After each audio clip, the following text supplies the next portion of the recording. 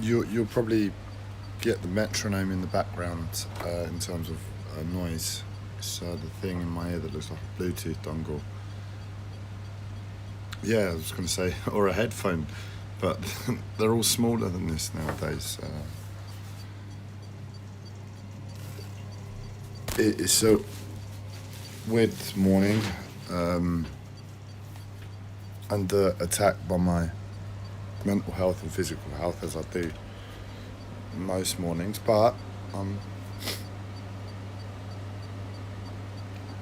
was going to say I'm staying positive, but no, it's just there's the smallest thing to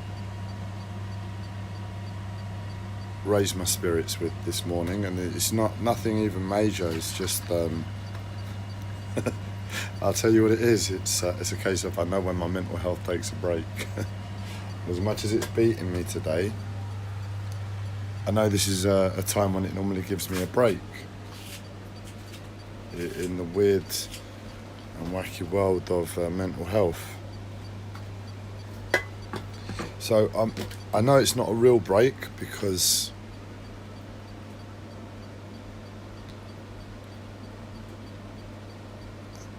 it's really difficult to describe. It's like just in terms of my life events, I had to go back to the hospital last night for a checkup on last week's visit, and the way that it came away from last night as a slightly positive experience, given that I was there for hours on end, just like waiting, doing nothing, terrorised by my mental health, terrorised by my physical health, feeling like I'm being abused on some level, really and truly by staff, as much as everyone's polite.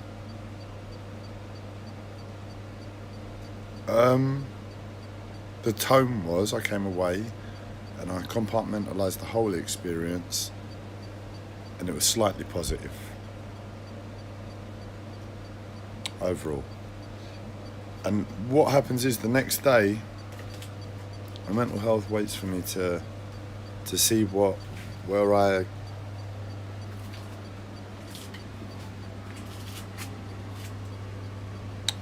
become falsely believing I have more control than I normally do. And it's the weirdest thing that I'm verbalizing it now, and I've experienced my mental health to such an extent that I know these opportunities, and I know it's not a real positive in the first instance. It's mad. I'm saying it to myself, it's absolutely mad. I know it's not a real positive in the first instance. I just know it was a mental thing last night that I came away positive from the experience. But I know as a result of coming away from the experience slightly positive, allows me to fall over my own feet at the first hurdle, and that's today. And I'm not pushing myself too much. I'm just aware of the situation, just taking it calmly.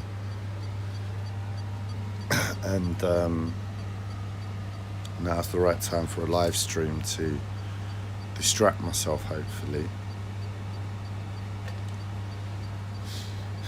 from focusing directly on my physical body and my mental health, and just snap out of it. And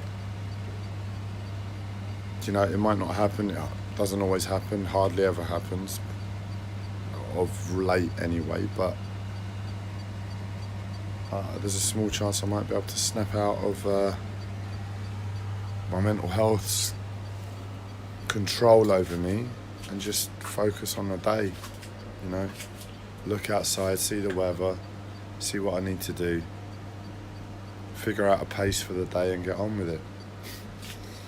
But we'll see if that happens.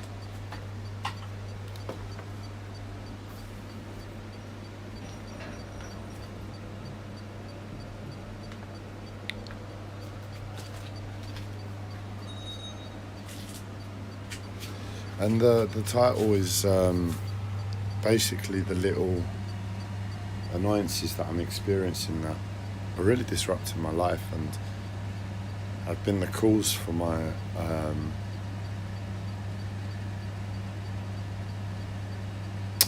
what's it called? There's a word that they use in the mental health support networks to describe when you're relapsing. So I've been relapsing. In other words, things have been taking negative tone, negative approach to life, and things are becoming harder for about a year and a half, 2 years now. And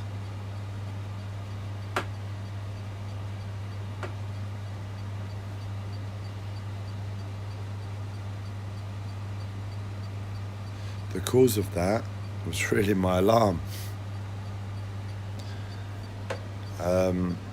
My alarm is being messed around with by some extraterrestrial, maybe not extraterrestrial, maybe I don't know. I don't know who it is, but my alarm is being messed around with. It just goes off at random times. And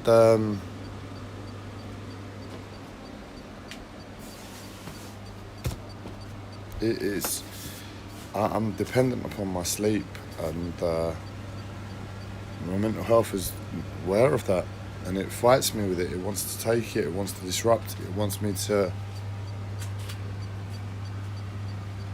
I guess, if it wants me to suffer, because that's what it looks like. It's like, leave me the fuck alone. What you're doing, mental health. Or it wants me to grow from the suffering, which is probably not too a disaccurate tone, given the world on the outside, the contradictions of consciousness and suffering in this world.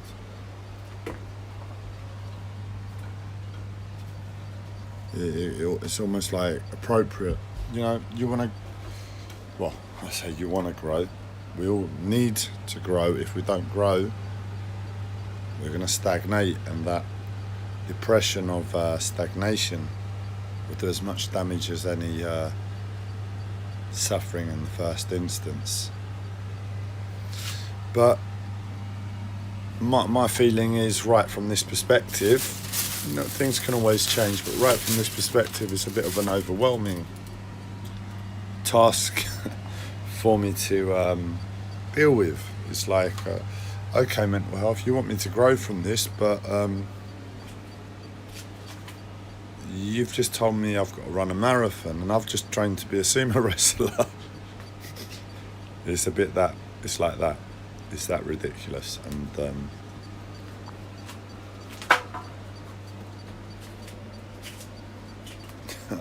there's nothing I can do, man. I'm laughing, for fuck's sake. I want to tear my eyeballs out and do atrocities to my life and to my body and to my mind, because I don't know what else to do to be reflective of my mental health, you know, so I can be a bit more truthful in some way. This is where the feelings of self-harm would have arisen in the past. That's what I'm trying to get at.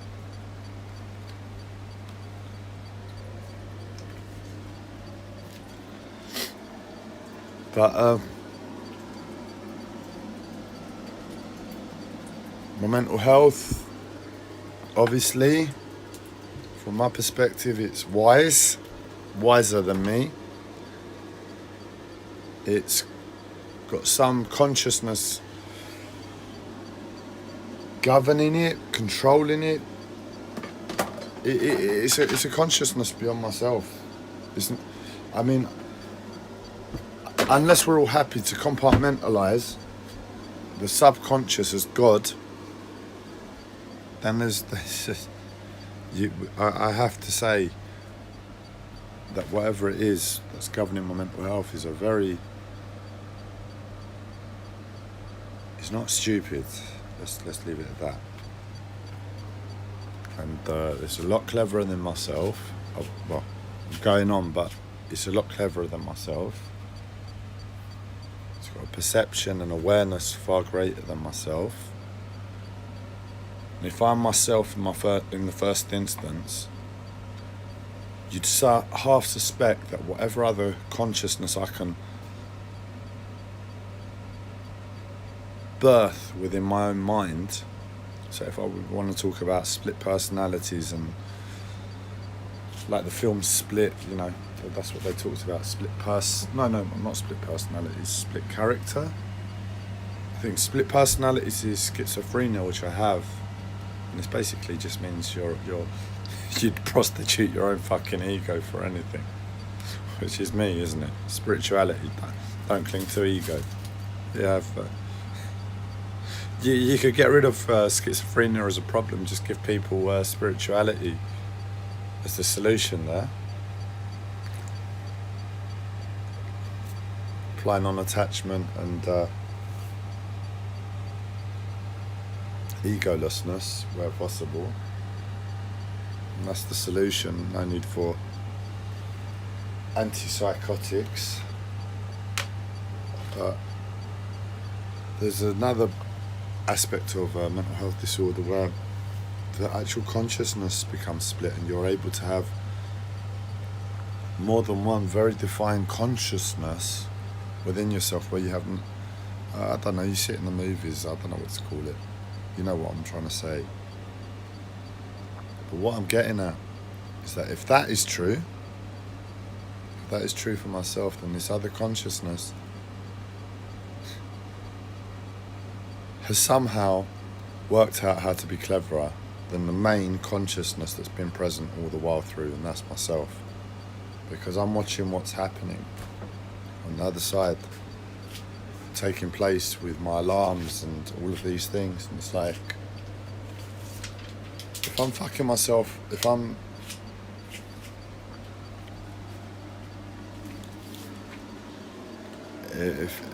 I've got another consciousness within me it's terrorizing me on this level, it's far more aware of everything than I can ever imagine to be.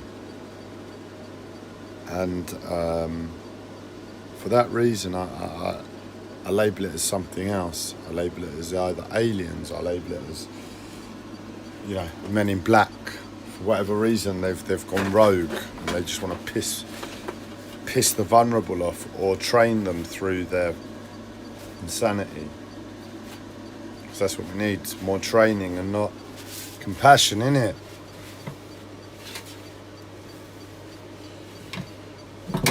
The world's gonna heal itself. The world's gonna heal itself.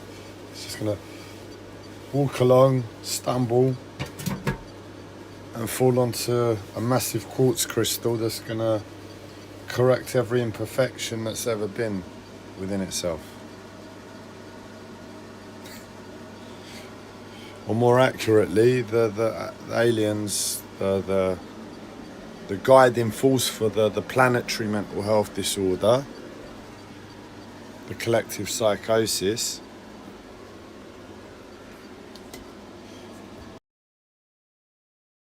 the work along the way, I don't know. But my clock, you know, this happened before. It's like the clock on my cooker, it just keeps setting itself to random times. It's happened before, it will happen again. But, you know, I say that, and I don't know how we look at this, because in all honesty, I stand here before you looking like this, a mess. I've got a mental health disorder.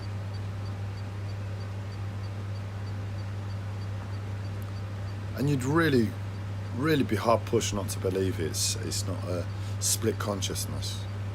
Whatever the official fucking diagnosis is that allows for specific types of medication to enter my reality. We'll just call it a split consciousness for now.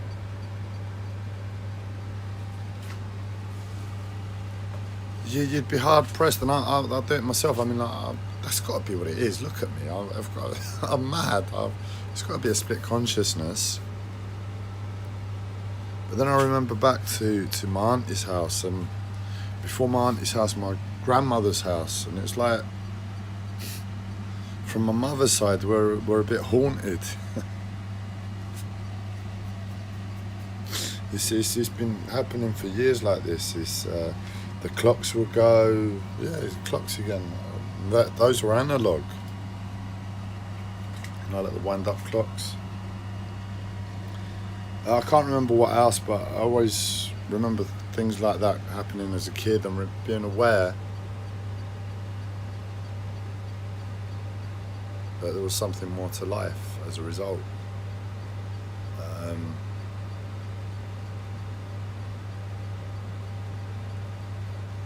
But yeah, the clock's jumping all over the place, and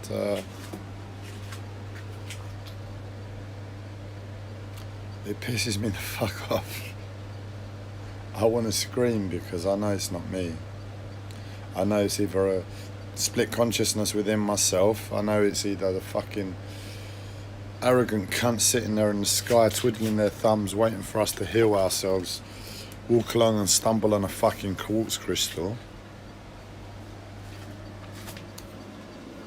See, the men in black with an archaic mentality to life that, yes, we must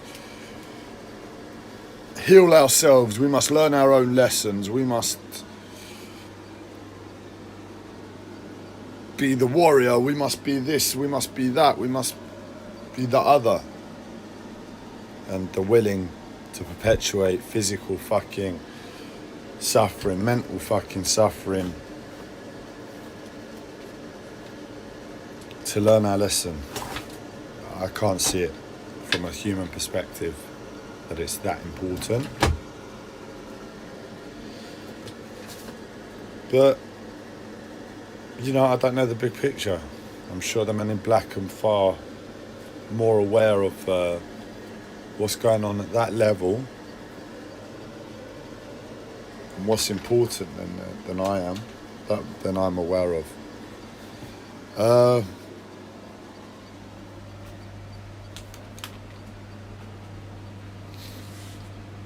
And yeah, so it might be also like the CIA. You know, I'm sorry, CIA, you don't have a good record.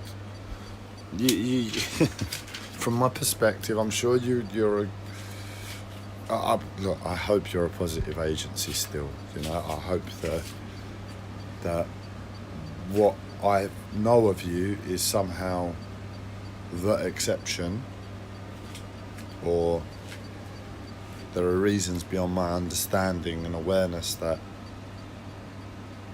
an agency of your level takes control at such a high level. But for instance, the JFK assassinations, as far as I'm aware, you guys did it. You know, God knows what hands have been involved in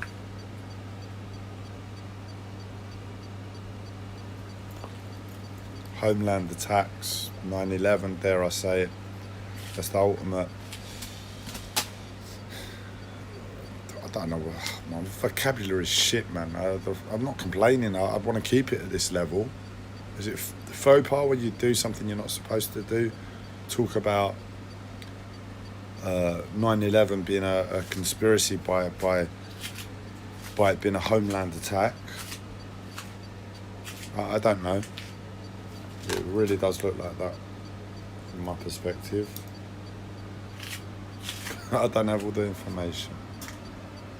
But yeah, it could also be a bad organisation, really terrorising me, wanting me to suffer here, and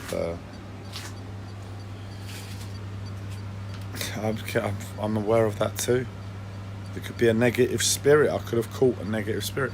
I mean, I saw a fucking reptilian, I told you, once before at least, a couple of years ago. Life hasn't been the same. I've been fed all the information in the fucking universe. I'm in a constant near state of death. My body's physically changing for the worst. And I might have a reptile on me. A satanic force or whatever you want to call it. But, you know, it was my fucking fault. I sat there in front of him and gave him a letter saying, in essence, I held nothing but love for you. I know you're a reptilian. Where I'm going with this is that I want to awaken with you on a planetary consciousness level. So it was my own fault. But when you've been trained your whole life to know that love is the solution, and you're sitting there in front of the devil for all intensive purposes,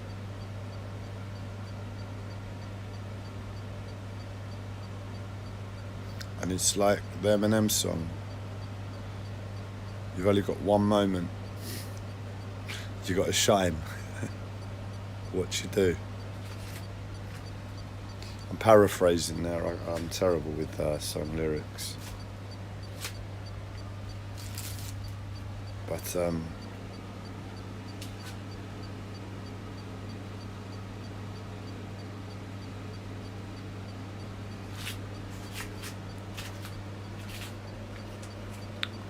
I just did what made sense.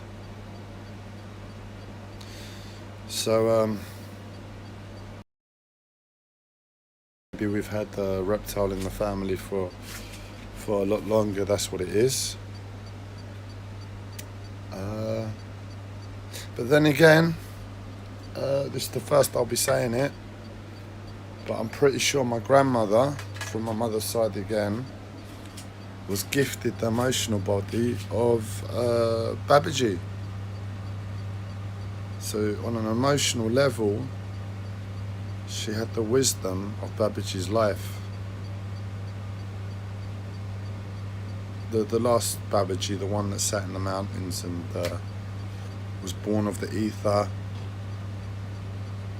and sat there with the people right up until the end. I see him,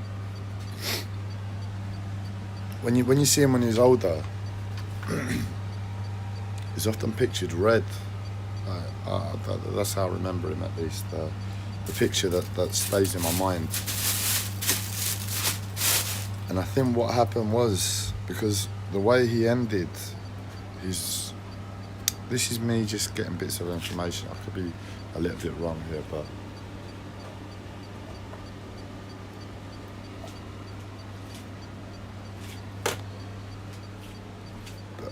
I see Babaji, the way he ended his life was, his message to humanity was love, work and truth. Do your work, humanity. I will save you from your suffering. That was his words. See, to me, that seems like a fucking sane consciousness. I will save you from your suffering. I can see you're a fucking slave species there, and you got to get out of it yourselves. I'm not an idiot. You know, it's the first spiritual person to talk sense. I will help you. You're suffering. I'm not going to tell you to get it out of it yourself. You do this. You focus on this, because this is what is in front of you every day. And I'll do the rest. But I saw him sitting there in the mountains, and he was there with the people, you know, the local people. And he was there. You could see he was. He might as well have been a god, not in that way, but in a god to what he meant to the people that he was there with. I've just put on my platform sandals because I can feel my posture being taken advantage of by my mental health whilst I'm on the live stream, and I don't want to let it go. So I put on my platform sandals to just lift my posture, and for my posture to be in the right place without me needing to think about it. But what I saw of Babaji, even though that was his parting message to us all, I saw him sitting there in the mountains, just like with one eye on the entire world, you know? Just imagine like the ultimate warrior. That's how I see Babaji. And he's like, you come to my home, you enslave my people, cool. And he is pissed. This man is pissed. Babaji is pissed. You know, pissed out of fucking love for humanity. That's how I see Babaji.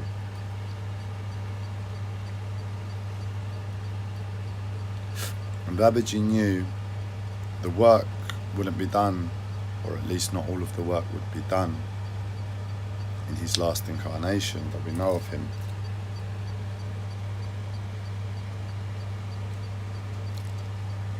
He would lay the seed. Well, I mean, the seeds have probably been laid for aeons for this moment. But in his last life, I could see him sitting there with his mass amount of consciousness, being humble enough to be there for the local people. And that was his work. That was his mission in that life. And he was aware of everything that was taking place in the rest of the world, all the atrocities. I mean, this is back in the 80s that he was about, 70s. I'm just trying to think what sort of things would have been driving him, but he had a perception on the entire world.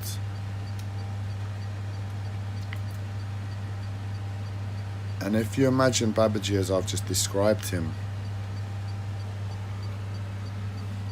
just like a total warrior, total love for humanity, and a total awareness, you know. It's like I can sit here and I can utter those words of what I've just said, like as if I'm Babaji, but he's got the consciousness to back it up. He's got the awareness and he's got the presence in what he's capable of to say that. I'm just a fucking idiot that's able to utter those words. And he just watched the world. He watched the world. He watched us suffer. He watched the world suffer. He watched how the world suffered. And he let his blood boil. He sat there in the mountains, gave love to the people, and he was watching atrocities after atrocity after atrocity happen in the world, and his blood was boiling. Imagine the ultimate warrior getting pissed off, pissing himself off. That's what he did in his last life, for whatever the fuck he's gonna do in this life, because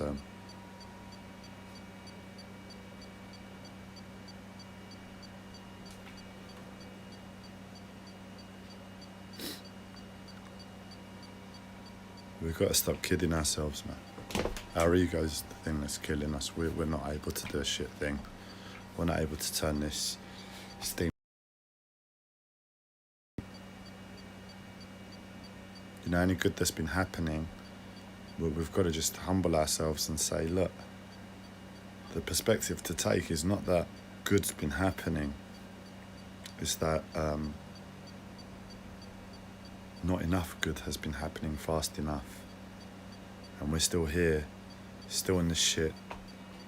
We are still here, still in the shit. Now, if you disconnected yourself from the possible famine that's going to be happening in Afghanistan and all the fucking mentality of a war split country, with all the different fucking politics of international affairs and who's right and who's wrong, and then you got the man and the woman in there, you know, how the women are treated by the Taliban and how they should be by their religion and how they should be by the world. And did you disconnect yourself from how shit this world is? When I said we are in the shit.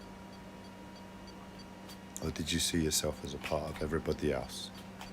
And that's just one instance that's on the TV, you know?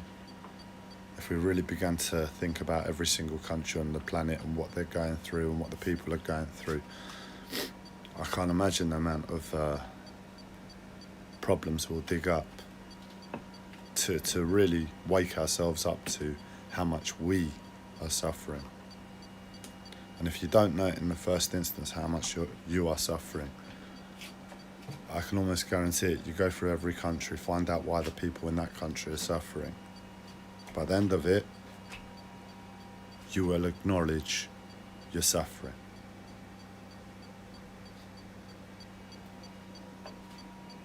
But things are better than they were once upon a time on one perspective, and we can't forget that.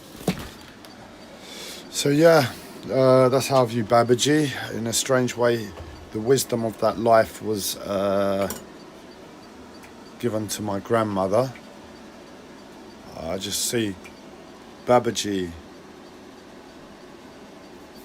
when he was there in the mountains as a man, slightly overweight, blood boiling because of the emotion in him. He just looks like my grandmother. He looks like my grandmother, and it's happened again. The time has happened. I can't believe it. I just don't understand how it happens. The time's changed again. Look, I'll show you. Can I show you? How many times this has happened today? Yesterday. That's the time, 9:35. And now the actual time that's on the gas meter. Where are we? 11:26. I can't keep changing the fucking time. The whole purpose of this live stream is to take that fucking rage that I experience out of these occurrences, because that's what happened at first. I got really angry when this stuff started happening, and that anger it's not gone away. It's just I realise it's not practical for me in my life anymore, because I start kicking off because the fucking clocks are changing themselves. I think that's a one-way ticket to antipsychoticville.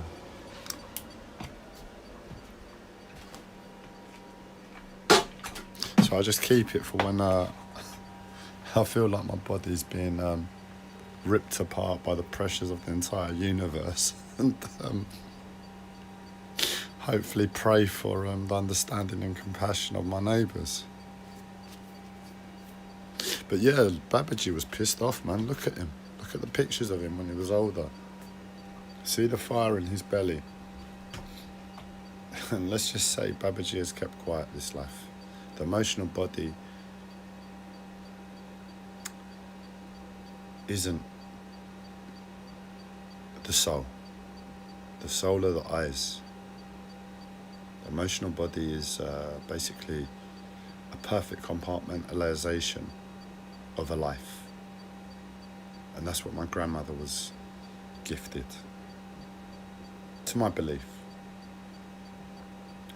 No way am I standing here saying I'm in Babaji in any way, but I have a connection to him that I haven't really expressed before, and I don't quite know how to communicate because, well, my life is shit. I guess I need to complain to him before I feel any gratitude towards him.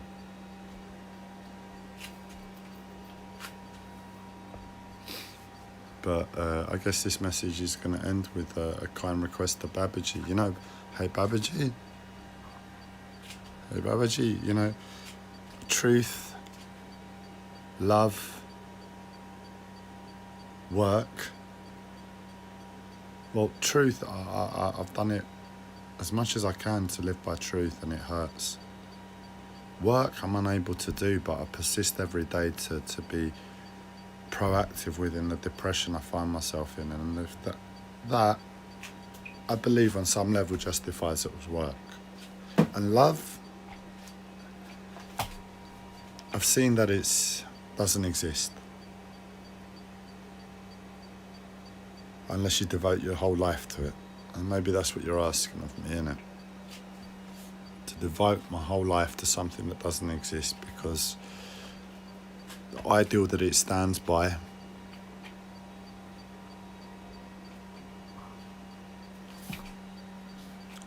is worth everything.